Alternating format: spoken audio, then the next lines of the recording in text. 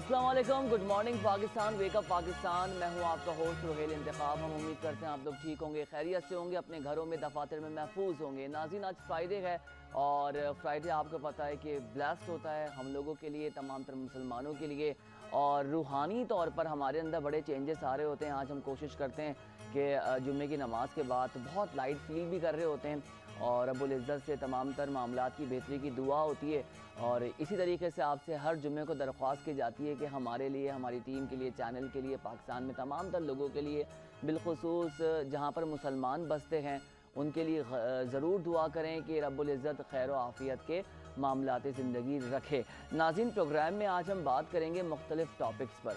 सबसे पहले तो ये कि हमने कम्युनिकेशन स्किल्स पर बहुत बात की है, लेकिन स्पीच पे आज बात की जाएगी डिटेल में कि स्पीच थेरेपी है क्या और थेरेपिस्ट क्या काम करते हैं, या जिन बच्चों को, जिन लोगों को बोलने में थोड़ी सी हिचकिचाहट होती है या वो तुतला कर बात कर रहे होते हैं, तो इस हवाले से बहुत ज़्यादा जो है हम ये चीज़ देख रहे होते हैं कि इसकी वजूहात क्या हैं और क्या कुछ इसमें हो रहा होता है। तो इस पे आज बात होगी।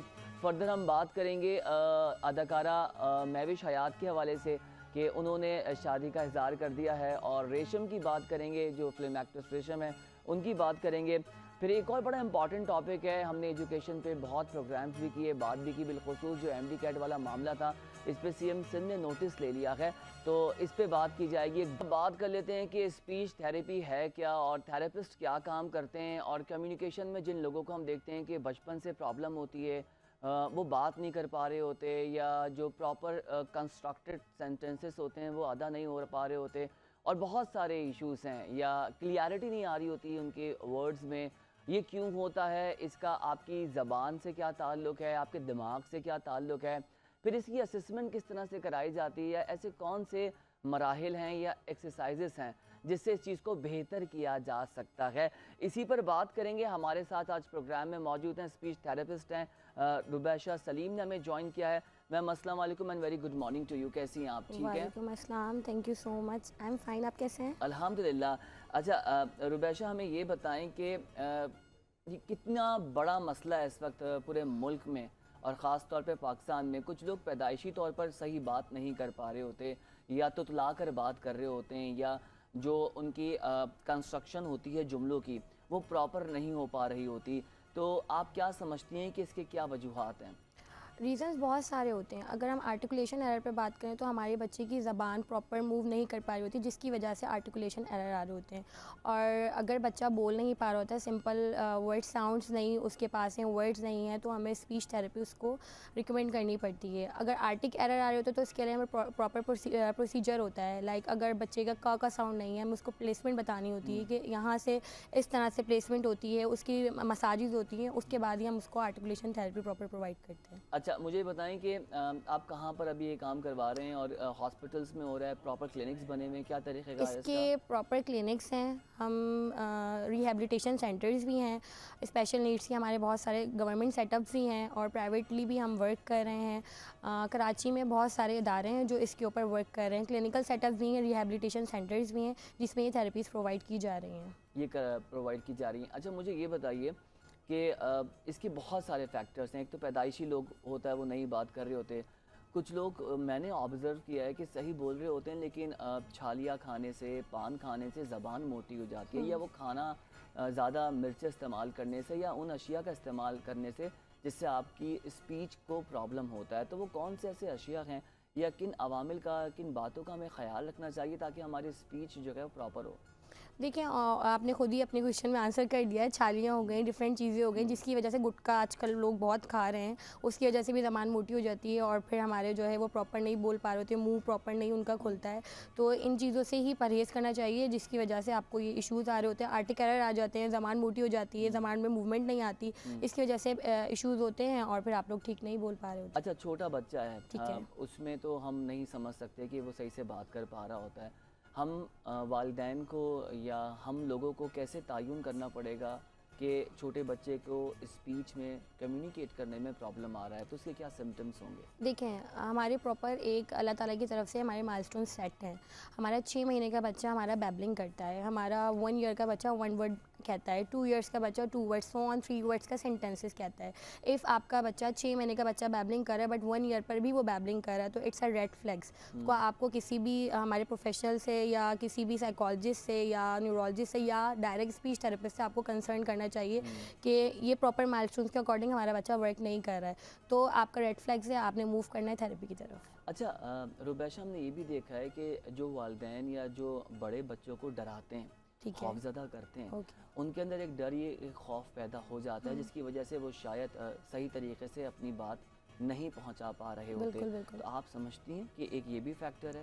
देखिए, ज़्यादा पैम्पर करना बच्चे को और ज़्यादा डांटना डपटना वो भी इफ़ेक्ट करता है हमारी स्पीच पर, इसलिए हमारी सोशल स्किल्स बहुत ज़रूरी हैं। अगर हमारे बच्चे को बहुत ज़्यादा डांटा जाता है तो वो बोलने से पीछे, कम्युनिकेशन से पीछे हो जाता है। अगर बच्चे को ओवर पैम्पर्ड किया जाता है, उसको हर चीज़ प्रोवाइड की जाती है, उस पर भी हमारा इफ़ेक्ट आता है, वो अपनी स्टबन हो जाता है और वो आपको प्रॉपर मतलब मैं हूँ इस तरह से करता है और आंसर नहीं कर रहा होता, आंसर तो नहीं करता। आंसर नहीं करता। अच्छा, मुझे ये चीज़ बताइए कि स्कूल्स में हम मैं देख रहा होता हूँ कि इस तरह के कोई प्रोग्राम्स नहीं हैं। जी। कम्युनिकेशन स्किल्स पे काम हो रहा है लेकिन वो एक डिफरेंट सब्जेक्ट है, वो एक मेच्योर सब्जेक्ट है।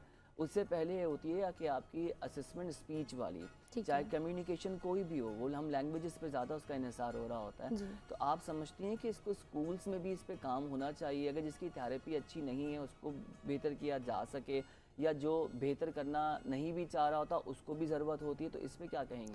देखिए, स्पीच एक हमारी बोलना, हम जिसे बोलते हैं बोलना, एंड कम्युनिकेशन या language is English, Urdu, Sindhi, ये हमारी लैंग्वेज है। सो स्पीच अगर हमारे बच्चे में अगर हम स्कूल की तरफ जाएं तो हमें ज़रूरी है स्पीच थेरेपी। हमारे नॉर्मल स्कूल्स वगैरह जो हैं वो इस चीज़ पर ज़्यादा फोकस नहीं कर रहे। बड़े स्कूल्स में भी देखा जाए तो इंग्लिश इंग्लिश इंग्लिश पे फोकस किया जाता है, बट हमें क्या है, कम्युनिकेशन के लिए कोई भी वे ऑफ कम्युनिकेशन हो सकता है, आप इंग्लिश में बोलें या उर्दू में बोलें, बट हमें कम्युनिकेट करना ज़रूरी है। तो इसके ऊपर हमें ध्यान देना चाहिए, ज़बान कोई सी भी यूज़ हो रही हो, बच्चा हमारा कम्युनिकेट कर रहा हो। अच्छा, कुछ बच्चे लेट बोलते हैं, जी। ये बहुत नोट किया जाता है। Delayed फिर of माशाल्लाह वो speech। बोलते हैं तो फिर बोलते चले बिल्कुल, जाते हैं, फिर बिल्कुल, उनको कोई चुप नहीं करा सकता।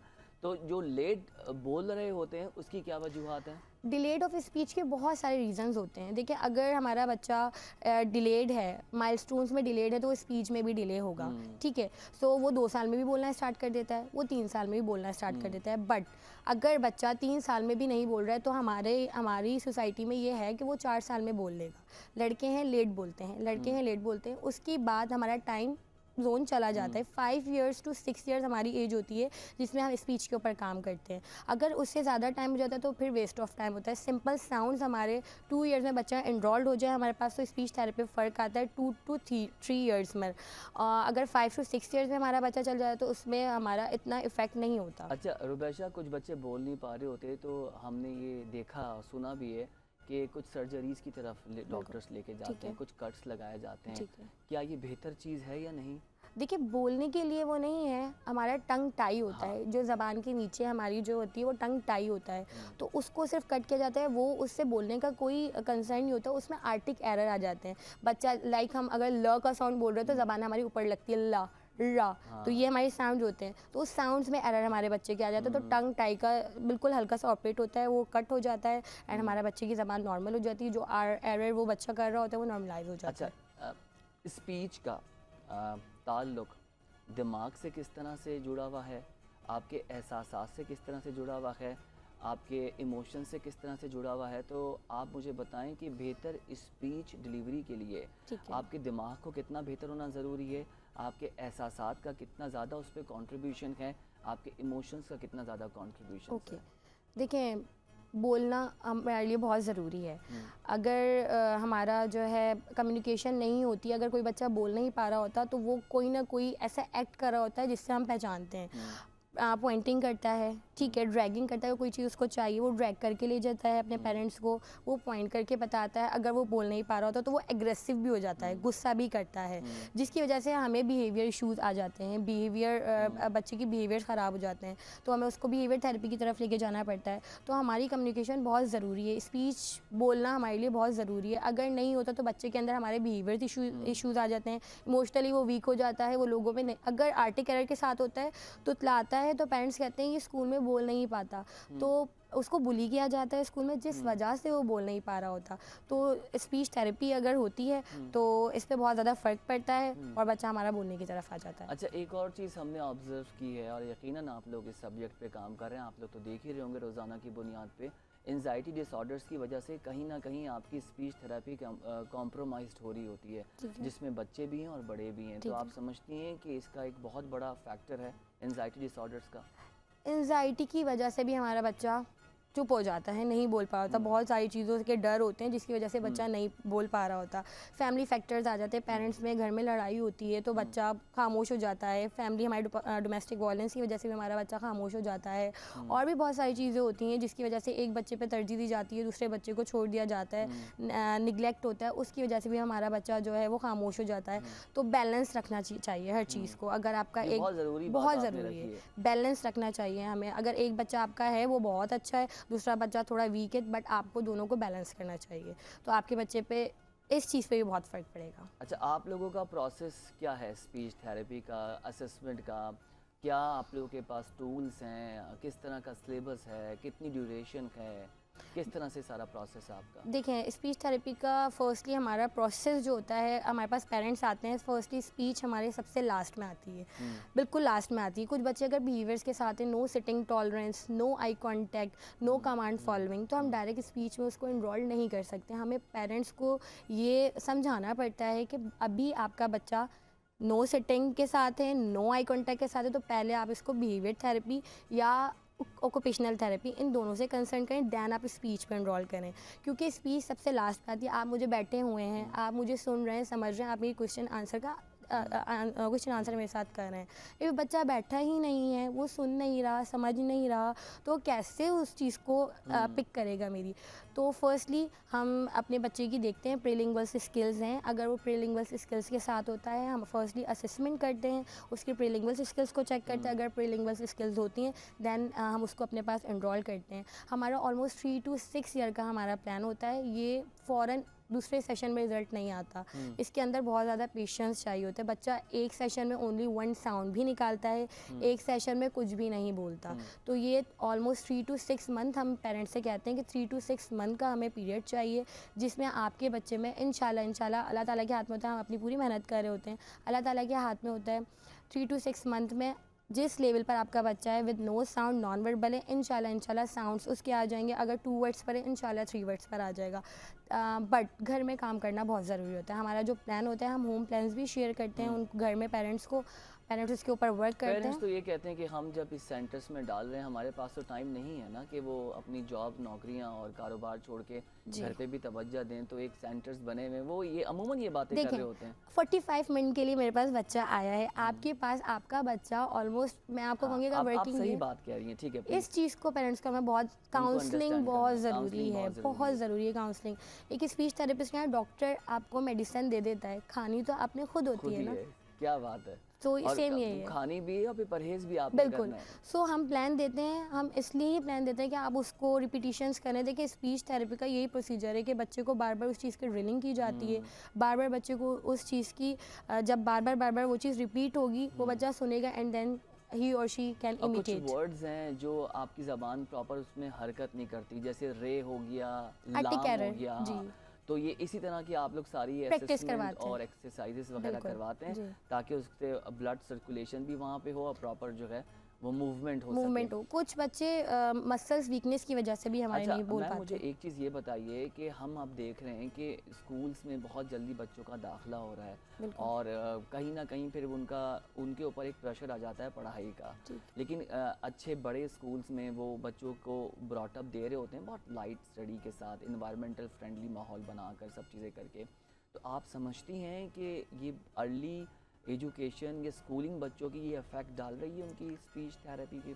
मेरे अकॉर्डिंग अब जो स्टेज है, क्योंकि बच्चे को स्क्रीन टाइम बहुत मिल रहा है, स्क्रीन टाइम बेहतर है, सॉरी स्कूलिंग बेहतर है स्क्रीन टाइम से। ठीक है। तो अगर बच्चा अर्ली स्कूल जा रहा है वहाँ जाके वो बेहतर है, स्क्रीन टाइम से बहुत बेहतर है कि हमारे बच्चों को स्क्रीन टाइम। अच्छा, एक और चीज़ मुझे डिस्कस करनी है कि इस सिचुएशन में आपके पास अगर एक नॉर्मल बच्चा है और नॉर्मल तरीके से वो उठ रहा है, बैठ रहा है, खा रहा है, पी रहा है और कम्युनिकेट कर रहा है, तो वो आप लोग एक्सेप्ट कर लेते हैं। एक एबनॉर्मल बिहेवियर बच्चा है, ठीक है, जो ओके। ना उसकी बॉडी लैंग्वेज सही है, ना वो सही तरह से खा रहा है, ना उसको स्पेशल सपोर्ट मिल नीड्स के रही है, साथ। स्पेशल चाइल्ड की हम ओके। बात कर रहे हैं, उनकी भी एक्सेप्टेंस है आपके यहाँ? हमारा मोस्टली डीलिंग स्पेशल नीड्स के साथ भी होती है। ठीक है। ऑटिज़म बहुत ज़्यादा हमारा हम्म। अभी जो है वो चल रहा है, तो हम स्पेशल नीड्स के बच्चों के साथ वर्क करते हैं, ऑटिज़म के साथ करते हैं, हम हियरिंग इम्पेयर्ड के साथ करते हैं, हम डिफरेंट डाउन सिंड्रोम के साथ वर्क करते हैं। एज ए स्पीच थेरेपिस्ट हम इन सब के साथ वर्क कर रहे होते हैं। स्पेशल नीड का बच्चा है, हमें उसको स्पीच, अगर उसके मसल स्टोन्स वीक हैं, हमें उसको मसाजेस देनी होती है।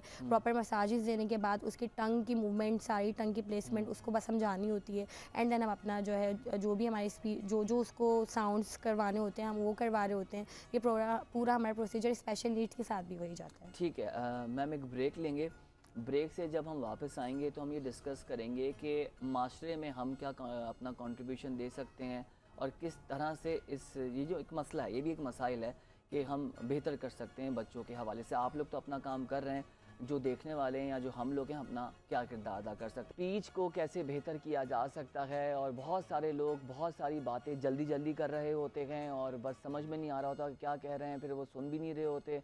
तो ये क्या मसला है, इसका बुनियादी इशू क्या है, ये कहाँ से ऐसा हुआ है और इसको कैसे सही कर सकते हैं, इसी पे बात करने के लिए हमारे साथ स्पीच थेरेपिस्ट मौजूद हैं। रुबैशा, ब्रेक पे जाने से पहले हम डिस्कस कर रहे थे कि माशरे में आप और हम क्या किरदार अदा कर सकते हैं। आप लोग तो एज सेंटर काम कर रहे हैं, इसमें दूसरे लोग जो है वो क्या अपनी कोशिश कर सकते हैं। और हम फैमिली से स्टार्ट करते हैं। मैं देखता हूँ कुछ लोग तुतला कर बोल रहे हैं, बहुत ज़्यादा जल्दी जल्दी अपनी बात रख रहे हैं, या किसी भी तरह से उनकी कम्युनिकेशन क्लियर नहीं है, स्पीच में एरर है, बैरियर है। लोग सपोर्ट इस तरह से कर रहे हैं कि उनको एक मीम बनाकर टिकटॉक पे डालकर, सोशल मीडिया में डालकर, मजाक बनाकर बस उसका फ़न चल रहा है। ऐसे में क्या हो रहा है कि जो इशू है वो सॉल्व नहीं हो रहा। ये कैसे हम इस पे काम कर सकते हैं? देखिए, अगर बच्चा आर्टिक एरर कर रहा है अर्ली एज पे, हमारे कुछ साउंड्स होते हैं जो बच्चा इमिटेट नहीं कर पा रहा होता, तो अगर वो तो उसको बच्चा तुतला के बोल रहा होता है और हम उसको एंजॉय कर रहे होते हैं, हम उसको स्टॉप नहीं करते।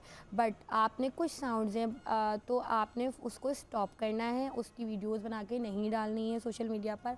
उस बच्चे को स्टॉप करके उसको थेरेपी की तरफ मूव करवाना है, ताकि उसके जो एरर्स हैं अर्ली एज में रिजॉल्व हो जाए, ना कि बड़े होके उसको स्कूलिंग में जाकर बुली किया जाए, उसको और इश्यूज़ आएँ, उसको और इश्यूज़ फेस करने पड़े। तो आपको ये चाहिए कि इस सब चीज़ों से बेहतर है आप स्पीच की तरफ मूव करें, उसकी स्पीच थेरेपी करवाएं, ताकि उसकी ये चीज़ें रिजॉल्व हो जाएं। अच्छा, एक इंडियन मूवी थी जिसमें बच्चे को पढ़ना नहीं आ रहा था, मुझे मूवी का नाम शायद याद नहीं आ रहा। तारे ज़मीन पर। जी बिल्कुल बिल्कुल बिल्कुल बिल्कुल। तो आप बताएं कि उसमें वो किस तरह से उन्होंने सारा उस पर काम किया था, वो क्या प्रोसेस था सारा? उसको पढ़ने लिखने में इश्यूज़ था, बट उसके स्किल्स जो थी ड्राइंग में बहुत अच्छी थी। तो कुछ हमारे बच्चे होते हैं जिनको पढ़ने लिखने में इशू होता है, हमें उसको हम कह सकते हैं डिसलेक्सिया होता है, कुछ को मैथ्स में इश्यूज़ होते हैं। डिसलेक्सिया क्या है ये? लिखने पढ़ने में जिनको ठीक इश्यूज़ है, होते हैं, जिनको लिखने पढ़ने में। ठीक है। कुछ को मैथ्स पढ़ने में इश्यूज़ होते हैं, उसको डिस्कैलकुलिया हम कहते हैं। ठीक है, हाइपरलेक्सिया होते हैं, वर्ड्स के इश्यूज़ होते हैं बच्चे को। तो ये डिसऑर्डर्स होते हैं बच्चे को। तो हमें उस बच्चे को, कुछ बच्चे इंटेलेक्चुअल डिलेड भी होते हैं कि हमने अगर उसको रेड कलर याद करवाया, आज के रेड रेड रेड, बच्चा वो याद नहीं कर पा रहा होता, क्योंकि उसके इश्यूज़ ब्रेन में होते हैं, वो याद नहीं कर पा रहा होता चीज़ों को। क्या वजह है वैसे रुबैशा, क्यों बच्चे याद नहीं कर रहे? पढ़ना उनको पसंद नहीं है, याद करना उनको अच्छा नहीं लगता, ये क्या प्रॉब्लम है? कुछ तो न्यूरो इंटेलेक्चुअल डिलेड होते हैं, उसकी वजह से बच्चे नहीं पढ़ पा रहे होते। कुछ स्क्रीन टाइम, मोबाइल्स हमारे बहुत ज़्यादा इन हो गए हैं, बहुत सोशल ज़्यादा। मीडिया आ चुका है, जिसकी वजह से हमारे बच्चे जो हैं वो पढ़ाई से दूर हो रहे हैं। सिंपल कुछ रीज़न्स के साथ हैं, कुछ विदाउट रीज़न है। स्क्रीन टाइम है जिसकी वजह से हमारे बच्चे प्रॉपर जो है स्कूलिंग पे तवज्जो नहीं दे रहे, गेम्स, ये सब चीज़ें चल रही हैं हमारे बच्चों की। तो ये एक प्रॉब्लम है ये जिसकी वजह प्रॉब्लम से है। बच्चों का Issues आ रहे हैं। कम्युनिकेशन में और स्पीच थेरेपी में प्रॉब्लम आ प्रॉब्लम रहा आ है। रहा है। अच्छा, मुझे ये बताइए कि सोशल मीडिया आप समझती हैं इस सब्जेक्ट के लिए एक अहम किरदार अदा कर सकता है, या कहीं ना कहीं इस इश्यूज़ को मज़ीद बढ़ावा देने के लिए डिजिटल मीडिया ने अपना उस पर दानिस्ता तौर पर या गैर दानिस्ता तौर पर चीज़ें हुई हैं? देखिए, स्क्रीन टाइम की वजह से आफ्टर कोरोना हमें ये बहुत ज़्यादा फेस करना पड़ रहा है। ऑटिज़म हमारा बहुत ज़्यादा फैल चुका है, जिसकी वजह से हमारे बहुत ज़्यादा सेंटर्स ओपन हुए हैं। ऑटिज़म में आई कांटेक्ट नहीं है, सिटिंग नहीं है, मोबाइल का बहुत ज़्यादा यूज़ है, जिसकी वजह से बच्चा जो है हमारा जो है स्पीच से दूर हो रहा है। तो सोशल मीडिया हमारा अच्छा भी है, अच्छा इफ़ेक्ट भी दे रहा है, हमारा बुरा भी इफ़ेक्ट दे रहा है हमारे बच्चों पर।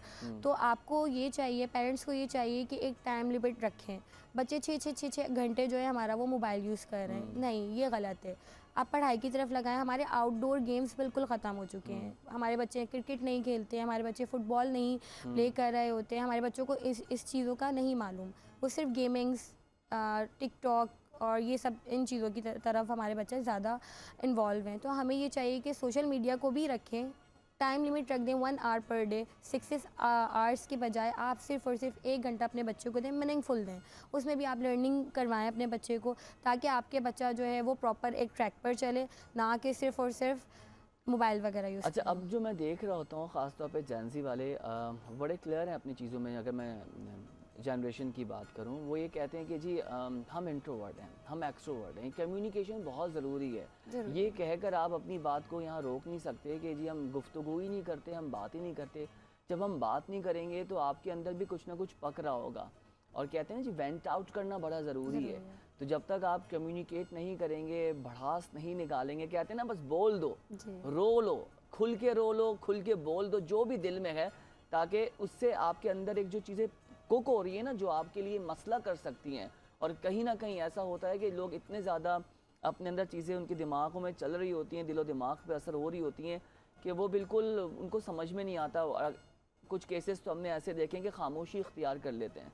तो आप समझती हैं कि इस चीज़ पे काम करने की ज़रूरत है, लोगों को बात करने के पैगाम देने चाहिए।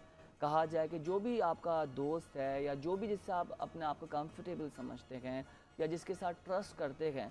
पहले ज़माने में तो लोग ये करते थे कि कम्युनिकेशन के लिए कोई साथ में नहीं भी होता था, दरख्तों से बात करते थे, पौधों से बात करते थे। अब लोगों ने बात करना ही छोड़ दी है।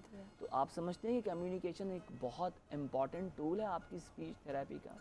बहुत ज़्यादा ज़रूरी है सोशलाइजेशन, इसको हम सोशलाइजेशन कह सकते हैं। हम सिर्फ घर में बंद हो गए हैं, हम अपने रिश्तेदारों के पास नहीं जाते, हम फ्रेंड्स से भी मोबाइल पर कॉल पर बात, शादी के कार्ड भी अब व्हाट्सएप अब पे आ रहे होते व्हाट्सएप हैं। पर आ रहे हैं। सो हमारी सोशलाइजेशन अब वो बहुत भी ज़रूरी आजकल है। लोगों ने क्या कर दिया है कि मेमोरी फुल हो जाती है फ़ोन की, तो डॉक्यूमेंट जो है वो डाउनलोड करने की जगह उसको लगा दिया उन्होंने कस्टमाइज़ करके कि जी। डाउनलोड ना हो। जी। और डेट्स भी निकल जाती हैं, फिर कहते हैं यार तुम हमारी शादी में नहीं आए, बिल्कुल। आपने कार्ड ही ओपन नहीं किया होता है। सो यही है, हमारी सोशलाइजेशन बहुत ज़रूरी है। कम्युनिकेशन, सोशलाइजेशन, सोशल स्किल्स हमारी बहुत ज़रूरी हैं, बहुत इफ़ेक्ट करती हैं। हमारी न्यू जनरेशन को सोशलाइजेशन की बहुत ज़रूरत है। हम सिर्फ घर में बंद हो गए हैं, हमारी आउटडोर प्लेइंग नहीं है, हम लोगों से जाके नहीं मिलते, हम रिश्तेदारों पे नहीं जाते, तो हमारे हमारे बच्चे पे बहुत इफ़ेक्ट पड़ता है। हमारे अगर सिंगल चाइल्ड है और वो अगर जॉइंट फैमिली में रहता है, तो उसके स्पीच में बहुत उसको, अगर स्पेशल नीड का भी है और स्पीच इश्यूज़ भी हैं, अगर वो जॉइंट फैमिली में रहता है तो उसके इश्यूज़ बहुत जल्दी रिसॉल्व होते हैं। ना कि एक बच्चा जो सिर्फ सिंगल पेरेंट के साथ है, मेट्स के साथ है, उसके पास बहुत ज़्यादा इश्यूज़ होते हैं। मगर जो जॉइंट फैमिली में होता है, जो सोशलाइज होता है, उसकी स्पीच और कम्युनिकेशंस के कोई इश्यूज़ नहीं होते, बहुत जल्दी रिजॉल्व हो जाते हैं। रिजॉल्व हो जाता है। और आपने शुरू में बड़ी अच्छी बात बोली कि पेरेंट्स को अपना किरदार अदा करना बहुत पड़ेगा। ज़रूरी है। और क्योंकि अब हम ये देख रहे हैं वालिदैन खुद मसरूफ़ हैं जॉब्स में, कारोबार में, बिल्कुल। वो अपने आप को टाइम नहीं दे पा रहे होते, तो औलादों को क्या टाइम देंगे? फर्स्ट थिंग, पैसा सब कुछ नहीं होता, आपने अपनी औलाद को टाइम भी देना होता है। ये बहुत ज़्यादा ज़रूरी है। पैसा भी है बट टाइम भी बहुत ज़रूरी है। मेट्स के ऊपर हम नहीं छोड़ सकते अपने बच्चों को, हमें अपने बच्चों को खुद भी टाइम देना है। तो आप इस तरह से, अगर दोनों आप हस्बैंड एंड वाइफ वर्किंग है, सो कुछ इस तरह से पैटर्न करें कि अपने जो आपके बच्चे हैं उनको प्रॉपर आप टाइम दें, उससे आपके बच्चे के ऊपर बहुत फ़र्क देखिए, आएगा। ये तो तब मुमकिन होगा ना जब काउंसलिंग की जाएगी। काउंसलिंग मुझे बहुत तो ऐसा ज़रूरी लगता है। है, और आप भी इस चीज़ को बेहतर समझती हैं, आपने भी ये चीज़ अपनी कम्युनिकेशन में भी रखी कि काउंसलिंग वालिदैन की बहुत ज़रूरी बहुत है। और ज़रूरी मुझे ऐसा लगता है आप भी इसको सेकंड करेंगी कि हर इंडिविजुअल की काउंसलिंग हर एज पे ज़रूरी है। ज़रूरी है। क्योंकि हालात मुख्तलिफ हैं, हर कोई जो है डिफरेंट सिचुएशन को फेस कर रहा है। और हमारा माशरा आपको पता है कि एक हम स्ट्रगलिंग लाइफ है पाकिस्तान की बहुत ज़्यादा। तो मुझे ये बताइए कि आप लोग ये काम कब से कर रहे हैं और कितने आपके पास ये चाइल्ड आ जाते हैं और किन इलाकों से आते हैं? देखिए हमारे मेजरली जो है सब एरियाज़ में हमारे बच्चे जो है कुछ स्पीच डिलेड हैं, कुछ आर्टिक एरर के साथ हैं, कुछ हेयरिंग इम्पेयर्ड के साथ हैं। तो हम इस टाइम पर जो मेनली जो डील कर रहे हैं हम autism plus down syndrome, cerebral palsy and hearing impaired, हम इन सब बच्चों को इस पर डील कर रहे हैं। और हमारे पास हर एरिया से, हर तबके से बच्चा आ रहा है इस इश्यूज़ के साथ के स्पीच में इश्यूज़ आ रहे हैं, अच्छा, बिहेवियर में इश्यूज़ आ रहे रुबैशा, हैं। हमारे प्रोग्राम का वक्त ख़त्म हो रहा है। मुख्तसर बात आसान अल्फाज में, क्योंकि ऑडियंस हमारी थोड़ा सा मुश्किल जो वोकैबलरीज़ होती हैं वो नहीं समझ पा रहे होंगे। हमारी ऑडियंस बहुत समझदार है वैसे, तो आप क्या मैसेज देंगी, किस तरह से इसको बेहतर कर सकते हैं और क्या पैगाम है लोगों के लिए? देखिए मैं according to as a speech therapist मैं पेरेंट्स को कहूँगी, अगर आपका कोई स्पेशल नीड का बच्चा है या स्पीच डिलेड है या कम्युनिकेशन डिलेड है, आपको माइलस्टोन्स प्रॉपर मैंने आपको बताए हैं। अगर रेड फ्लैग्स हैं, आपने फ़ौरन किसी भी स्पीच थेरेपिस्ट, किसी भी साइकोलॉजिस्ट, किसी भी न्यूरोलॉजिस्ट से कंसर्न करना है विद टाइम ज़ाया किए बिना, और उसकी थेरेपी जल्द अज़ जल्द स्टार्ट करें, घर में काम करें, अपने बच्चे के ऊपर तवज्जो दें। इंशाल्लाह बाकी अल्लाह ताला के हाथ में है सब। बिल्कुल सही बात है। थैंक यू सो मच, आपने हमारे लिए वक्त निकाला। और मुझे ऐसा लगता है कि ये जो प्रोग्राम है ये बहुत बेहतर उन लोगों के लिए होगा जो लोग इस चीज़ से गुजर रहे होंगे, और ये भी एक कंट्रीब्यूशन है जो आपने और हमने मिलके आज कर दी है। हमें ये बहुत ज़रूरी है कि पेरेंट्स को अवेयर किया जाए इन बिल्कुल सब ऐसा ही है। चीज़ों के साथ। थैंक यू सो मच कि आपने मुझे इनवाइट आपका किया। बेहद शुक्रिया। नाज़रीन, होपफुली आपने देखा कि ये चीज़ें माशरे में हैं, हर तरह की बीमारियाँ होती हैं, हर तरह के मसाइल होते हैं, और इश्यूज़ पर तो बात करनी है। जभी तो पाकिस्तान जागेगा, पाकिस्तान को जगाना है। और अब बात कर लेंगे हम एजुकेशन के हवाले से। मुझे बड़ी खुशी होती है कि जब गवर्नमेंट हमारी कुछ चीज़ों पे फ़ौरन मुतहर्रिक होती है, और ख़ास तौर पे जब जुडिशरी अपना काम करती है। मैं बात कर रहा हूँ एमडी कैट टेस्ट के हवाले से। इसकी शफ़ाफ़ियत पे पिछले 3 सालों से 4 सालों से सवालात उठ रहे थे। इस दफ़ा तो नाज़रीन हद ही हो गई थी। पेपर लीक हुआ, फिर ये तक ख़बरें आईं, ज़राए ने बताया कि 20-22 लाख रुपए बार्गेनिंग रेट लगना शुरू हो चुके थे।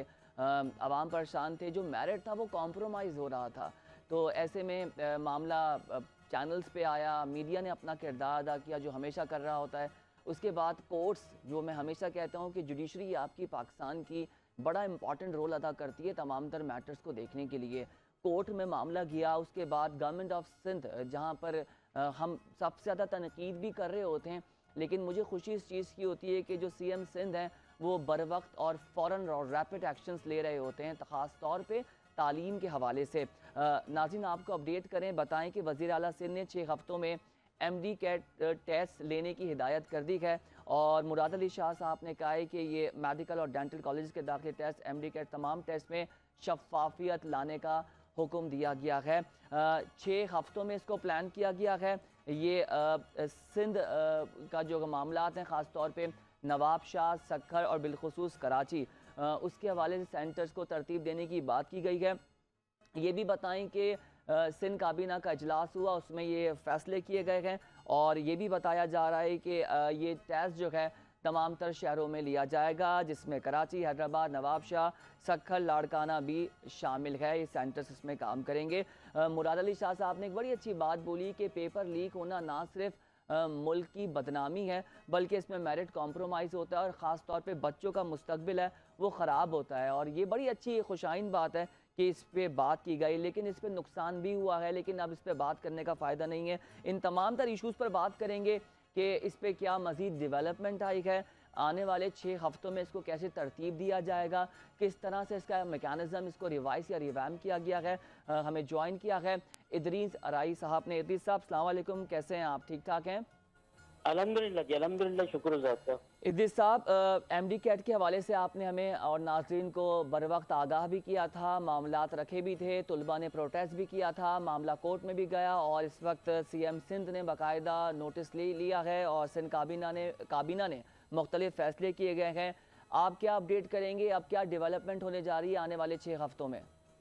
रोहेल भाई, सबसे पहले तो मैं बहुत ज्यादा माजरत के साथ आपकी बात को थोड़ा सा वो करूंगा कि आपने खुशी का इजहार किया है कि जी जुडिशरी के कहने पे वज़ीर आला सिंध थोड़े से एक्टिव हुए हैं, लेकिन मैं माजरत के साथ ये बात करूंगा कि जुडिशरी सिर्फ नोटिस लेती है, पनिशमेंट क्यों नहीं देती उन लोगों को जो इसके जिम्मेदार होते हैं? पनिशमेंट आज तक नहीं मिली, सिर्फ टाइम आगे बढ़ाने के लिए जो जुडिशरी है वो करती है। दूसरी बात मैं थोड़ा सा ये भी करूंगा कि वजीर आला साहब अब क्यों एक्टिव होते हैं, और वजीर आला साहब पिछले 3 साल पहले क्यों नहीं एक्टिव हुए थे कि यार ये मामला को हल कर लिया जाए? असल में यही काबीना के लोग हैं जो ये सारे मामला खराब कर रहे होते हैं। बड़ी माजरत के साथ ये मैं कहूंगा, अच्छा जो हो गया सो हो गया।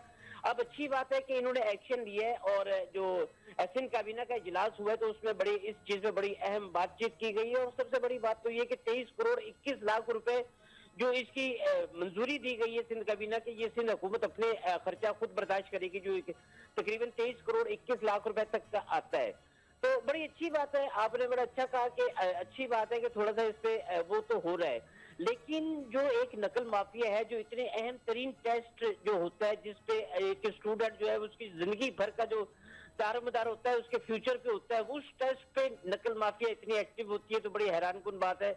और ये शहर कराची जो पाकिस्तान को पालने वाला शहर है, ये सिर्फ इसी शहर में ही क्यों हो रहा है ये मामला? जबकि पाकिस्तान के जो दीगर शहरों में इस तरह के जो टेस्ट होते हैं वो आराम से हो जाते हैं और अच्छे रिजल्ट आ जाते हैं और अच्छे पढ़े लिखे बच्चे जो है वही सामने आ रहे होते हैं, मेरिट पे काम हो रहा होता है। ये सारा काम यहीं पे क्यों हो रहा है? यकीनन ये वही बड़े लोगों के काम होते हैं, इसमें हाथ होते हैं, जिसकी वजह से ये सारा मामला चल रहा होता है। अच्छी बात है। और 6 हफ्तों के अंदर अंदर IBA सक्खर जो है वो इस टेस्ट को देगा, क्योंकि कराची जो IBA कराची है उसने ये टेस्ट देने से इनकार कर दिया है। उनको पता है कि हम कहीं बदनाम ना हो जाए, क्योंकि ये कोई ना कोई दोबारा कोई गड़बड़ होगी तो फिर दोबारा मसला हो जाएगा। तो चलो बड़ी अच्छी बात है, सिंध हुकूमत ने इस पे जो है वो इतना जो खर्चा है वो भी खुद बर्दाश्त करने का कहा है। अगर मैं आपको बताऊं कि सिंध काबीना का जो इजलास हुआ है तो उसमें MD केट का जो मामले पर जो आगाही दी गई है तो उसमें ये कहा है कि ये टेस्ट जो है 2017-18 से लिया जा रहा है, और कराची, हैदराबाद, नवाबशाह सेक्टर और लाड़काना जैसे आपने बताया कि यहाँ पे ये टेस्ट लिया जाता है। और पेपर लीक होने की वजह से जो हमारे CM वजीर आला सैयद मुराद अली शाह वो बड़े दुखी हैं, और वो कहते हैं कि जी पेपर लीक होना सिर्फ बदनाम ही नहीं, इसमें बच्चों का मुस्तकबिल भी तबाह बिल्कुल होता ऐसा ही है। तो चलो शुक्र है उनको ख्याल आ गया इस चीज का भी, और बच्चों की मुस्तकबिल के लिए अब ये इद्रीस अच्छा भाई, step उठा रहे हैं, आपकी तो बड़ी बात अच्छी से बात है। आप बात दुरुस्त कर रहे हैं। आपने इस कहानी का एक ऐसे रुख पे भी बात रखी है जो कि ज़रूरी है करना। अब मुझे ये बताएं, सिंध काबीना में ये सारे मामलात को बेहतर करने की बात हुई है, लेकिन माजी में जिन्होंने नकल कराई है, नकल माफिया है जो सरपरस्ती कर रहा है, और सिंध गवर्नमेंट के कुछ ऐसे महकमे बने हुए हैं, ख़ास तौर पे एजुकेशन की हम बात करेंगे, महकमा तालीम के, वहाँ पर कुछ लोग भी मुलव्वस हैं जिनके बारे में हमारे पास फुटेजेस भी मौजूद हैं और शिकायत भी दर्ज हुई हुई है। उस हवाले से कोई एक्शन प्लान बनाया गया है, सज़ा का तयन किया जा रहा है कि इस मामले को भी देखा जाए, क्योंकि अंदर जो लोग बैठे हैं ताकि निशान इबरत बनाया जाए, मुस्तकबिल में ऐसे मामलात ना हो। सर जी, निशाने इब्बत तो खैर उनको नहीं बनाया जाता, क्योंकि वो इन्हीं के राइट एंड लेफ्ट हैंड वाले लोग होते हैं। लेकिन ये है कि पनिशमेंट उनको थोड़ी सी ये दी जा रही है कि अब जो हम इतना खर्चा करके हम पूरे पाकिस्तान में बदनाम हो गए तो अब दोबारा टेस्ट ले रहे हैं, क्योंकि एक अदारे ने तो टेस्ट लेने से ही इनकार कर दिया, तो अब उस सक्खर IBA वो लेने को तैयार है। तो वो जब ये टेस्ट लेगा तो उस पे वो थोड़े से इंस्ट्रक्शन CM की तरफ से बड़ी सख्त इंस्ट्रक्शन दी गई है कि जो ये इस तरह नकल माफिया के साथ मिलकर ये काम कर रहे होते हैं, इन पे सख्ती से पाबंद किया है, और खासतौर पे ऐसे लोगों की निशानदेही करवाने के लिए फौरी एक्शन के लिए कहा है कि ऐसे लोगों की फौरी तौर पे निशानदेही की जाए, ताकि उनको थोड़ा सा आने वाले वक्तों के लिए उनको थोड़ा सा साइड पे किया जाए। और यकीनन ये बहुत अच्छी बात है कि अगर नकल माफिया पे इस तरीके से इंस्ट्रक्शन दी गई है और बड़े सख्ती से अल्फाज इस्तेमाल किए गए, तो ये बहुत अच्छी बात है। और आने वाले स्टूडेंट जो अभी हमारे जो अभी मैट्रिक या इंटर में है उनके लिए एक रास्ता साफ हो रहा है कि उनको एक मेरिट पे चीज सामने आ रही है और हुकूमत कर रही है। तो बड़ी अच्छी बात है, बड़े अच्छा आपने कहा कि चलो देर सही लेकिन आए तो सही इस लाइन पे, और इसी वजह से शायद ये लेकिन अभी भी एक शक और शुबात हैं इद्रीस साहब। इबहाम या खदशा ये है कि अब ये बताइए कि ये टेस्ट सेंटर्स कहाँ पर होंगे? इसका कोई तयन किया गया है कि ये वही टेस्ट सेंटर्स होंगे जहाँ पर पहले लिए जा रहे थे? क्योंकि कुछ मुतालबात तुलबा के ये थे कि टेस्ट सेंटर्स के मुकाम को या उस बिल्डिंग को तब्दील किया जाए। तो मुझे ये अपडेट करें, जो काबीना इजलास हुआ उसमें ये चीज़ रखी गई है कि जो टेस्ट है वो कौन सा इंस्टीट्यूट लेगा और वो कहाँ पर होगा? देखिए जी, ये तो स्टूडेंट की तरफ से ये चीज रखी गई है, लेकिन एक थोड़ा सा हमारे पास ये मसला है कि एक हमारा एक्सपो बचता है जहाँ पे ये टेस्ट लिया जा सकता है, या फिर वही एनडी यूनिवर्सिटी के जो एक मैदान है, या फिर कराची यूनिवर्सिटी के जो मैदान खुले एरिया है वहाँ पे ये टेस्ट दिया जाता है। इससे हटके हमारे पास कोई ऐसा स्पेस नहीं है कि जो इतना बड़ा टेस्ट जो है जिसमें लाखों बच्चे शिरकत कर रहे होते हैं तो उनके लिए कुछ किया जाए। तो यकीनन अगर ये वहीं पर भी लिया जाता है तो उसके लिए भी इंतजाम इस कदर सख्त होंगे कि जैसे पहले हर बंदे के लिए इजी पहुंच थी, वो चीज नहीं होगी, लेकिन उसमें रद्दोबदल जरूर होगा। हो सकता है एनईडी में जो जहाँ पे टेस्ट दिया जा रहा हो अब उस जगह ना हो, किसी दूसरी जगह हो, और जामिया कराची को भी शायद स्पेस इस वजह से मिले के वहां से लिया जाए, या आईबीए के अंदर भी जो थोड़ा सा वो स्पेस है वहां पे लिया जाए, या फिर एक्सपो सेंटर में ये कहानी करवाई जाए। लेकिन हमारे पास तो टोटल स्पेस ही है, इससे हटके हम और कहाँ जाए। तो ये भी एक थोड़ा सा वो है कि हुकूमत खुद परेशान हो जाती है कि अब इसके अलावा इन सेंटर्स के अलावा और कहाँ जाए, और कोई जगह ही नहीं है ऐसी जहाँ पे ये इसका कोई रिप्लेसमेंट हो। लेकिन इन जगहों पे भी थोड़ा सा चेंजिंग होगी, लेकिन इंस्ट्रक्शन जो है वो खासतौर पे सख्ती की है, बहुत ज्यादा सख्ती की है कि बच्चे को सब सहूलतें मिले और कोई उसको टेंशन ना हो कि हमारे जो हम पेपर कर रहे हैं वो आया कि कोई नकल माफिया करके हमारे पे उस पे आके वो किसी दूसरे को, जो बच्चा ज्यादा पढ़ नहीं रहा तो उसके नंबर आएंगे। बच्चा बिल्कुल इजी होके पेपर करेगा और उसको पता होगा कि मेरा जो फ्यूचर है इसी पेपर पे है और उस पर डिपेंड करेगा और वो मेरिट पे ही होगा। जो इस पर इंस्ट्रक्शन सिंध काबीना में दी गई वो यही है जी। ठीक है, सिंध काबीना में तमाम तर ये इन्फॉर्मेशन दी गई है। इद्रीस सराई, आपका बेहद शुक्रिया। और नाज़रीन, हम दुआ गो हैं कि अब ये मामलात बेहतर हों, क्योंकि एजुकेशन के मामलात हैं, बच्चों के मुस्तकबिल का सवाल है। अगेन कुछ प्रॉज एंड कॉन्स भी हैं, लेकिन देर आए दुरुस्त आया, मुताल्लिका इदारों ने अपना काम ज़िम्मेदारी से अंजाम देने की बात की है और दोबारा इसको रिवाइज़ और रिवैम किया गया है। दोबारा टेस्ट लिए जाएंगे जिसमें हम समझते हैं कि अब शफाफियत और बेहतरी की उम्मीद ज़ाहिर की जा रही है, क्योंकि इस वक्त पाकिस्तान में सबसे बड़ा प्रॉब्लम है आपका मेडिकल का, और अच्छे डॉक्टर्स, फार्मास्यूटिकल्स और तमाम तर ये लोग अच्छे मिलेंगे तो आपके मामलात आगे जाकर बेहतर रहेंगे। अगर 2 नंबर तरीके से पैसे खिलाकर लोग सीट्स को एक्वायर करेंगे, फिर आप देखें कि अताई डॉक्टर आपको मिलेंगे नाज़रीन, और फिर मामलात आपके क्या होंगे। बुखार का दवा देने के बजाय आपको कोई दीगर दवाइयाँ देकर आपका जो मरज़ है वो ख़राब कर दिया जाता है। बस अल्लाह ताला खैर के मामलात रखे। नाज़रीन, इंसाफ की बात कर लेते हैं। ख़ास तौर पे इंसाफ उन माशरों में लोग एक्सपेक्ट करते हैं जहाँ पर उम्मीदें लगाई जाती हैं कि इंस्टीट्यूशंस मौजूद हैं, इदारे मौजूद हैं। अभी कुछ दिनों पहले एक वाक़या पेश आया, हमारी लेजेंडरी अदाकारा हैं नरगिस, जिन पर बेईमाना तशद्दुद किया गया है। वुमेन वायलेंस के हवाले से तमाम तर लोग और हमारा माशरा लाजमी बात करता है। ख़ास तौर पे जितना सपोर्ट पाकिस्तान में औरतों के हवाले से किया जा रहा है, औरतों के तहफ़्फ़ुज़ के और उनकी बक़ा और सलामती के हवाले से पाकिस्तान में आवाज़ उठाई जाती है, वो आपको कहीं नहीं मिलती। ख़ास तौर पे मैं बच्चों की भी बात करूँगा, लेकिन अफसोस ये होता है कि उसके बाद ज़िम्मेदारी ख़त्म नहीं होती। आवाज़ उठाना मकसद नहीं है, इस पे काम करना है। और इस तरह की चीज़ें क्यों हो रही हैं? नरगिस ने अपनी कुछ तस्वीर सोशल मीडिया पर शेयर की थी जिन पर बेईमाना तशद्दुद किया गया था, और बहुत हॉरिबल पिक्चर्स थी वो, और दिल खून के आंसू रो रहा था। कोई भी औरत हो, चाहे किसी भी माशरे से हो, किसी भी जगह से हो, किसी भी मज़हब से उसका ताल्लुक़ है, लेकिन हमें ये सिखाया गया है और हमें ये बताया गया है, हमें ये सीख पढ़ाई गई है कि जंग के मामलात भी होते हैं तो ये उसूल हैं, ये तयशुदा हैं कि औरत पे तशद्दुद नहीं करना, औरत से जंग की बात कर ही नहीं सकते, और ना बच्चों से जंग की बात की जाती है। रेशम की हम बात करेंगे, सोशल कंट्रीब्यूशन में, CSR में पूरा पाकिस्तान दुनिया भर उनको जानता है। जिस तरह से वो लंगर बाँट रही होती हैं, आवाम में अपनी कंट्रीब्यूशन दे रही होती हैं, तो ये अच्छा लगता है देख के। ये हमारे लोग हैं, हमारी रोल मॉडल्स हैं, हमारे लेजेंडरी अदाकार हैं, अदाकारा हैं। तो रेशम ने अपनी दोस्त नरगिस के हवाले से क्या बात कही है, क्या पैगाम दिया है, वो आपको सुनवाते हैं। वो देखिए, उसके बाद मज़ीद बात करते हैं। बहन है, कुछ देर पहले ही मैं फिल्म स्टार नरगिस से मिलकर आ रही हूँ। जो तस्वीरें आप लोगों ने और वीडियो जख्मों से भरे उस चेहरे की देखी है, वो कुछ भी नहीं है जो मैं सामने से देख कर आ रही हूँ। कुलीग है, मेरी दोस्त है, बहन है, और अपना घर बचाने के लिए इस औरत ने थिएटर छोड़ा, फिल्म छोड़ी, हर वो चीज़ छोड़ी जो उनके शौहर को नापसंद थी। अबाया पहना, हिजाब किया, हज उम्र तो वो बहुत सालों से ही कर रही थी और अपना सैलून बहुत सक्सेसफुली रन कर रही हैं, लेकिन उसके बावजूद वो अपना घर ना बचा सकी। इस घर को बचाने के लिए नरगिस ने, मैं गवाह हूँ इस बात की और मैं कसम दे सकती हूँ, कुरान दे सकती हूँ कि इस औरत ने अपने शौहर की गुलामी की। जी जी जी के अलावा तो बात ही नहीं करती थी।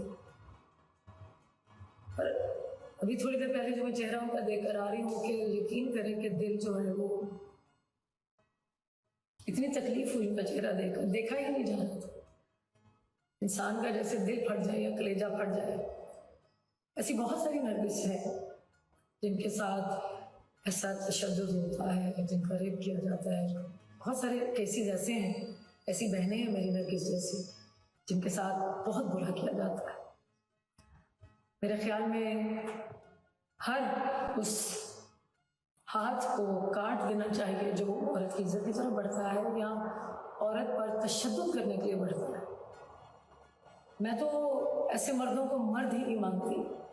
ये मर्दानगी नहीं होती क्या आप एक औरत पे इसके ऊपर चढ़ के आप, जो मैंने देखा है, पढ़ा है FIR में, सरकारी पिस्टल से उसकी बट है उसके चेहरे पर मारे गए और उसका चेहरा, यकीन करें वो तस्वीर फिर बेहतर है जो आप लोगों ने देखी, जो मैंने देखा है वो बहुत भयानक है।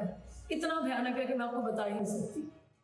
इस औरत ने, दुख इस बात का है, तकलीफ इस बात की है कि इस औरत ने अपना घर बचाने के लिए लाखों कुर्बानियां दी, हर चीज़ छोड़ दी। इनसे मेरी हमेशा वीडियो कॉल पर बात कनाडा में होती थी जब ये अपने बच्चों से मिलने जाती थी, क्योंकि इनके शौहर को इनकी सहेलियों से बात करना अच्छा नहीं लगता था। तो खैर ऑन एंड ऑफ इनसे रब्ता रहता था और बहुत सारी बातें होती थी। कई बातें ये दबा जाती थी, थोड़ी सी बातें ये शेयर भी करती थी, पर इनको देख के आज बेहद तकलीफ हुई है। मैं सिर्फ ये कहूँगी कि नरगिस, हमारी पूरी फिल्म इंडस्ट्री इस बात की मजम्मत करती है और आपके साथ खड़ी है और तब तक खड़ी है जब तक आपको इंसाफ नहीं मिलता। हुकूमत पाकिस्तान से यही अपील करूँगी कि खुदारा हमारी कोलीग को, हमारी बहन को इंसाफ दिया जाए और बहुत जल्द दिया जाए। बहुत शुक्रिया।